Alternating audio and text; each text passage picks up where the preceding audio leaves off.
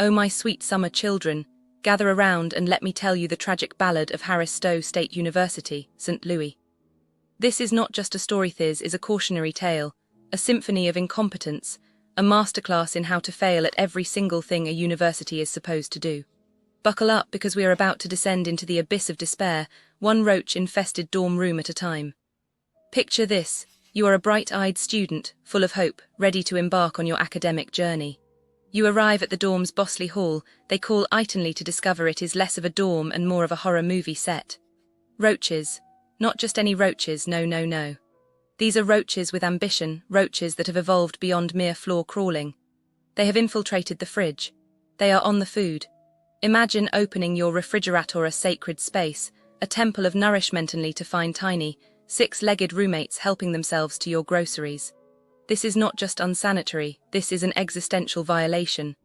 Roaches carry diseases, they are nature's little garbage disposals, and now they are partying on your lunch. How does this even happen? Simple: neglect. A complete and utter lack of care from the administration. But wait, it gets worse. When you try to call for help because surely someone will fix this nightmare, you are met with silence. No answer, just emptiness. The phone rings into the void. So what do? You drive 4 hours just to beg anyone, to acknowledge that your living situation is a biohazard.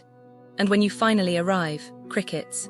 No urgency, no apology, just the crushing realization that you are nothing but a tuition check to them. And the academics? Oh honey. Imagine paying for an education, only to have your professor dismiss class after 5 minutes. A class that is supposed to last an hour and 40 minutes. What are you even paying for? Thin air, the privilege of being ignored. Professors treat you like a number, not a student. They do not care if you learn. They do not care if you understand. They clock in, mumble something vaguely academic, and then vanish like ghosts. This is not education. This is a scam. Then there is the daycare on campus. Oh yes, let us talk about that nightmare. You call to ask about costs because shockingly you would like to know how much money you will be hemorrhaging.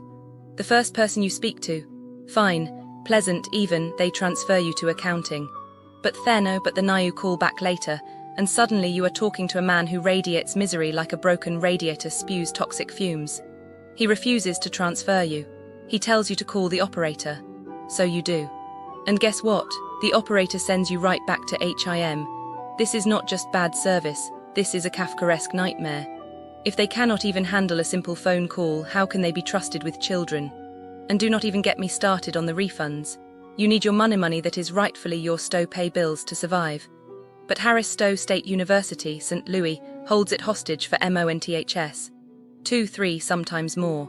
No explanation. No urgency. Meanwhile, you are drowning in late fees, your landlord is breathing down your neck, and the university.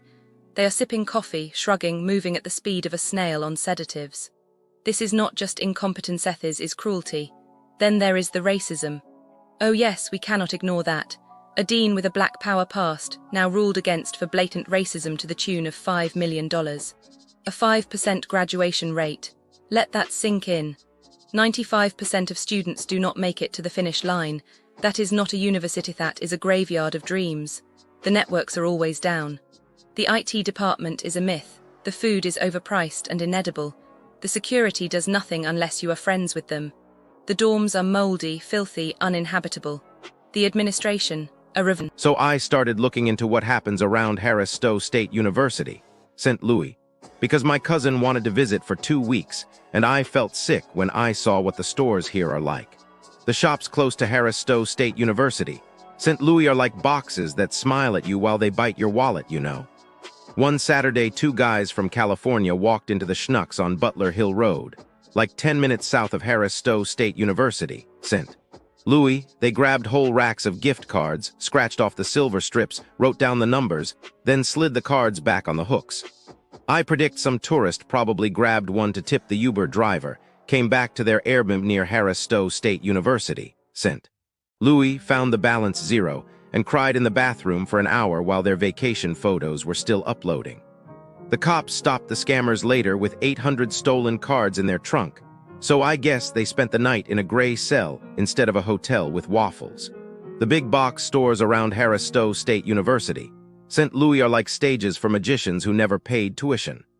This Romanian guy kept slipping into the country, walked into Targets and Walmarts, did swift hand tricks at checkout, swapped real cash with paper scraps, and walked out with electronics. I predict some family on their only trip to Stowe State University. St. Louis probably paid for his new phone with the money they saved for a Cardinals game, then stood outside the stadium listening to the crowd cheer while they counted bus fare home. He finally got caught, so maybe he is on a plane back to Bucharest, watching clouds and wondering why St. Louis clouds look the same even when you are leaving. Every time I pass these stores near Stowe State University, St. Louis, I feel tired, because the shelves look normal but the receipts remember everything. Ladies and gentlemen, as we embark on a journey through the vicinity of Stowe State University in St. Louis, we find ourselves enveloped in an air of concern. The businesses surrounding this esteemed institution whisper tales of woe, painting a picture that is, to say the least, disheartening for the eager traveler. Let us first wander into the once bustling halls of the St. Louis Galleria. Here, the echoes of a glorious past are drowned out by the scent of cannabis and the occasional confrontation. Families, once the heart of this mal's laughter, now tiptoe through clouds of marijuana, their peace disturbed by unruly behavior. The dining experience, too, has taken a hit, with cold, greasy floors serving as a backdrop to less than warm service. It's a far cry from the days when a trip to the Mall promised joy and relaxation. As we stroll towards the Salon Spa at the Chase Park Plaza, we anticipate an oasis of calm. Instead, we encounter a desert of discontent. The promise of a rejuvenating escape is soured by cold hands massaging with less finesse than one would hope for the price. The ambience, marred by the clamor of the lobby, leaves much to be desired for those seeking true tranquility. Our culinary adventure leads us to Mescarum Ethiopian restaurant, where the aromas should transport us to the heart of Addis Ababa.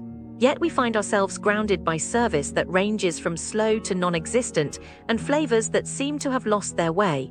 The once vibrant dishes appear to have forgotten the essence of Ethiopian cuisine, leaving patrons with a sense of longing for authenticity. Coma Coffee Roasters beckons us with the promise of a perfect cup of joe. Instead, we are met with a bitter brew of disappointment. Baristas, lost in their world, seem to have forgotten the art of coffee and customer service. Orders are missed, attitudes are frostier than the inside of a freezer, and the once comforting aroma of freshly ground beans is tainted by the frustration of unmet expectations. The Vandy, with its allure of fine spirits, should be the shining star of an evening well spent. However, even the most meticulously crafted cocktail cannot wash away the memories of a back-of-house operation that leaves much to be desired in terms of hygiene and staff demeanor. The Vault Luxury Resale holds the promise of designer treasures at a fraction of the cost, yet the glimmer of hope is dimmed by offers that seem almost insulting and a customer service experience that leaves one feeling more like a suspect than a valued patron. Lastly, the pageant stands as a beacon for live entertainment, yet its glow is flickering. Confusing seating arrangements and a tendency to pack in patrons like sardines can dampen the spirits of even the most ardent concert-goer. Here, the music may soar, but the atmosphere sometimes crashes to the ground. In conclusion, travel